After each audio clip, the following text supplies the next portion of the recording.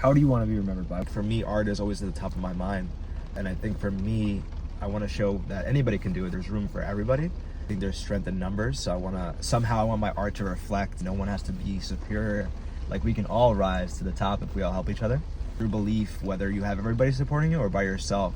Yeah. As long as you believe and do the work. Creating an art might help you along that process of leaving behind your legacy. Like, that's why I always try to get people to do collab and do stuff. Because what I find in a lot of people is that once they see it and they like it, they go on their own way and like start creating their own thing. I did something with Santiago and he was so happy. He was like, wow, people really liked what I had to say. I'm like, yeah, man, I've been knowing for years you had a voice. I just wanted you to see for yourself. Because sometimes you won't do it. But then when people tell you, like, actually do have something, you know? Your art can be the projection of everything you want to be, while you might be struggling at home with some things. If you want to get better at home with some things, maybe it would behoove you to start with your art. What does art mean to you? It's a reflection of expression.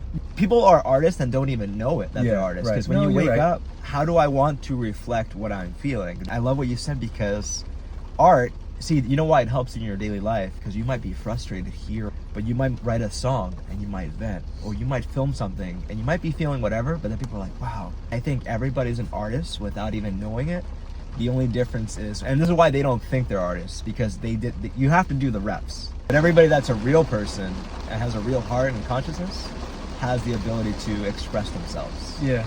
And that vehicle, the reason why is, it's ironic. Why do schools deviate from art? Why do they tell you to, at a certain age, to shun your imagination? But it's the parents. There are specific, the ones who end up being Steve Jobs or Tim Cook are the ones who had parents that influence, no, keep your imagination. Don't shut it down.